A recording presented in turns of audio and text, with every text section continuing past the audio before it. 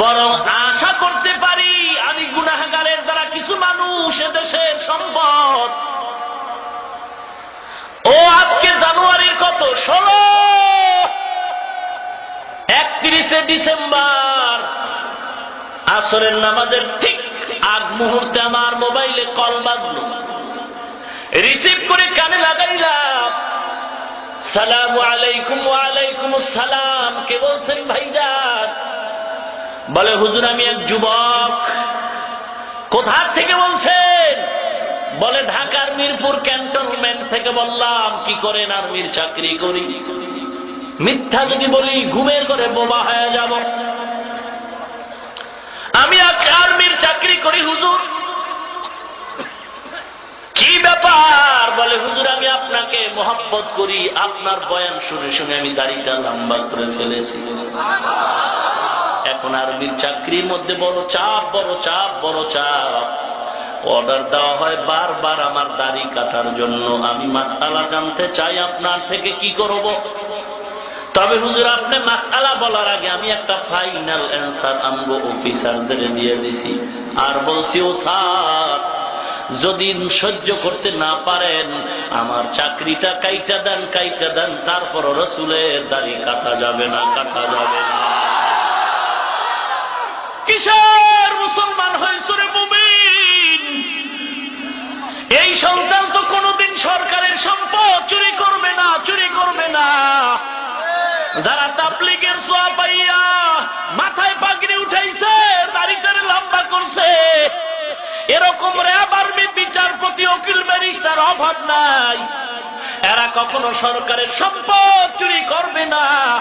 বরং এ সমস্ত তাবলীগের সোয়া পানেওয়ালা নামাজি বান্দা, হক্কানি পীরের হাতে মুরিদ হনেওয়ালা নামাজি বান্দা, আল্লাহওয়ালাদের বয়ান শুনে শুনে নামাজি বান্দা সরকারের টাকা চুরি করবে দূরের কথা, বরং আমাদের অবদান, আমাদের অবদান আলহামদুলিল্লাহ আমাদের এই বয়ান আর খেদমতের দ্বারা এ সমস্ত মানুষগুলো সরকারের কোটি কোটি টাকা হেফাজত করে। এরপরও আমগো দেখলেই তঙ্গ চুলকানি। খাইল দেশটারে মোল্লার দল। মোল্লারা যদি খাওয়া শুরু করে ভাগেই তো পাবি না। কি মোল্লারা খায় না? এত দাওয়াত, এত দাওয়াত। জুমার দিন হুজুর আমার বাড়ি আসবেন, আমার বাড়ি আসবেন, না খাইলে বেজার। আর তুমি চাইয়াও পাও না, হুজুর না খাইলে বেজার। চিন্তা করছেন? রাগ কইরা কয় হুজুরের পিছে নামাজ পড়বো না, খাইলো না। ওরে খাওয়ানোর কি মহব্বত! হ্যাঁ, আর আপনি তো দাওয়াতি পান না। কথা কয় না? কি দুঃখ, কি দুঃখ গো! রাগ করেন না? না, কোন হিংসার সাথে বলি না, আল্লাহর কসম বুঝাবার জন্য বলতেছি। আপনিও টুপিওয়ালা হয়ে যান, দেখবেন কত মুরগির রান অপেক্ষা করবে। ইমাম সাহেব ফজর পরে বের হইছে, মক্তবে ছাত্রগুলো আসবে, ছাত্রী আসবে, পড়াবে। একটু রাস্তায় পায়চারি করি।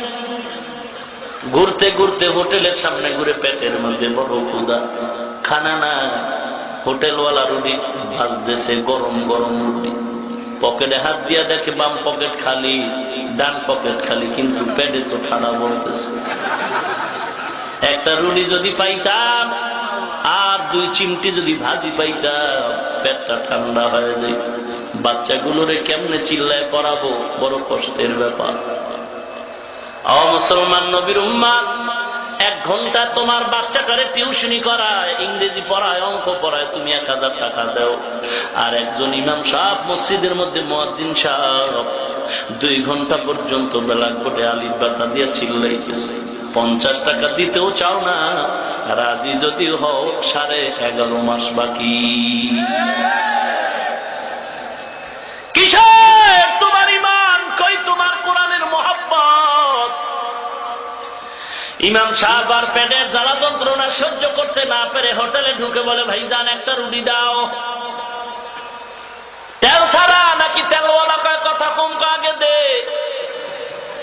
রুটি দিয়ে কয় কি খাইবে, কি আছে? কয় মুরগির রোস্ট আছে, কলিজা টলিজার গুল্লি মারি পাতলা বাল ডাইলে, কারণ ভিতরে খবর হয়ে গেছে টাকা নাই। ডাউল ভাজি দিয়ে একটা রুটি খাইয়া এবার কয় টিস্যু দাও, টিস্যু দাও। হুজুরের এবার বাংলা টিস্যু দিছে, বাংলা টিস্যু চিনেন নি? বাংলা টিস্যু দিয়া হুজুর মুখটারে মুছতেছে। বাংলা পেপারের টিস্যু দিয়া যদি মুখ মুছে পানিওয়ালা, এই পেপারের কালি সব চেহারায় লাগে, ঠোঁট গুলো যেন কেমন কালো কালো হয়, মিসমিস করে। ইমাম সাহেব চিন্তা পড়ে গেছে, টিস্যু দিয়ে মুছতেছে, উঠে না, বিল কেমনে দে, কেমনে বলি আমার বিল নাই। হোটেলওয়ালা হুজুরের ভালো করে চিনে না। আল্লাহর কি কুদরত, হঠাৎ করে হোটেলের গেট দিয়ে ঢুকে সভাপতি।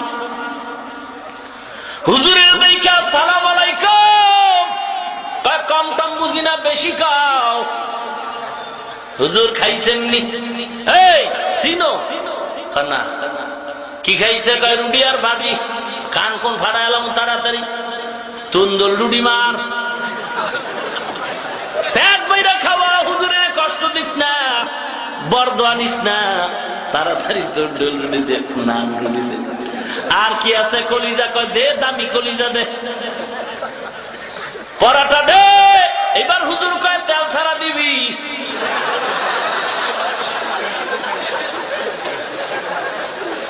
তেল ছাড়া পরোটা বার। এবার হুজুর কলিজা দিয়ে খাইতে। মুন্সি মোল্লা হাফেজ কারি এক রাত্রে খায় 3-4 বারি। কি মজার খাওয়ান! খাওয়ার পরে খায় হোটেলওয়ালা, বসুন্ধরার 1 নাম্বার টিস্যু দাও। হ্যাঁ, বসুন্ধরার দাই দিবি। এবার সভাপতি কানে কানে কয় আরো খাইবেন কি? আর কিছু লাগবে না। চা কফি ফাও পাইলে আর 2 থেকে চা খাইলাম আছে, কফি দাও। হুজুর এবার কফিটা নাকি মজা কইরা খাইয়া পেটটাকে ভাসাইয়া শুকর আদায় করে, খোদা গো আমারে খাওয়াইছে, কারণ এটার ভিতরে গজ, এটা খাইতে পারে না, ডায়াবেটিস। ডাক্তারের হুকুমে ফজরের আগে রাস্তা হাঁটতেছে। ডাক্তার কইছে দরমের মতো ঘুমাইস না, রাস্তায় ফজরের আগে রাস্তায় হাঁটবি। এমন শীতের কুয়াশা, কিচ্ছু দেখা যায় না, কিছুই দেখা যায় না। বান্দা ডাক্তারের হুকুমে রাস্তায় দৌড়ায়, ডায়াবেটিস এই জন্য দৌড়ায়। প্রেসার দৌড়াচ্ছে বান্দা, রাস্তায় হাঁটতেছে, কিছু কপাল পোড়া দেখা যায়। ডাক্তারের হুকুম মেনে ফজরের আগে রাস্তায় হাঁটে, কত বড় বেহায়ানি ও খারাপ। ফজরের নামাজ পড়তে বান্দা মসজিদে যায় না। ইমাম সাহেব খায়ালায় সভাপতি দোয়া করেন যাই। রাস্তার মাঝে সেক্রেটারির সাথে আমার দেখা, চলেন হুজুর খাইছেন নি, আয়েন। হুজুর কয় মক্তব আছে, নাইলে যাইতাম।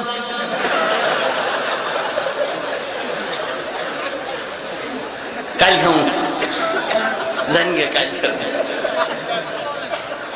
মক্তবের দরজায় গিয়ে তাকায় দেখে আরো 3টা ছোট্ট বাচ্চা 3টা টিফিন বক্সে নাস্তালায় দাঁড়ায় রয়েছে। হুজুর কই গেছিলেন? তাড়াতাড়ি কেন আইন না, নাস্তা তো নষ্ট হয়ে যাইতেছে।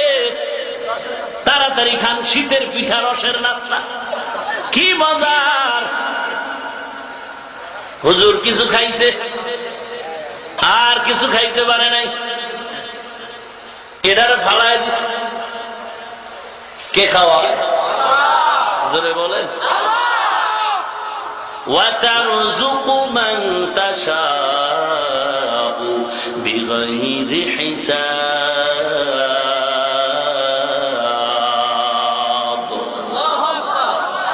আর জোরে বলেন।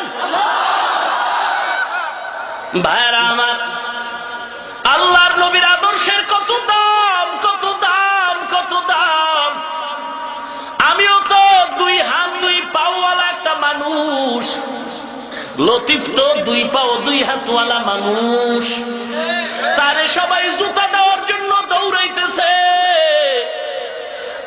আমাকে স্বাগতম দেওয়ার জন্য মানুষ পাগল পারা হয়ে গেছে, কারণ আমার মধ্যে কি আছে, কি আছে? কিছু নাই। আমার মাথায় আছে টুপি, আমার গালে আছে দাড়ি, আমার গায়ে আছে লম্বা জামা। এগুলো আমার না, আমার না, এগুলো সব হলো নবীর আদর্শ। রাসূলের আদর্শ এত মজার, এত সুন্দর, এত সম্মানের। এই আদর্শ যারা গ্রহণ করে তারাও দুনিয়াতে হয় বড় সম্মানী। ওয়ামা আরসালনাকা ইল্লা রাহমাতাল লিল আলামিন।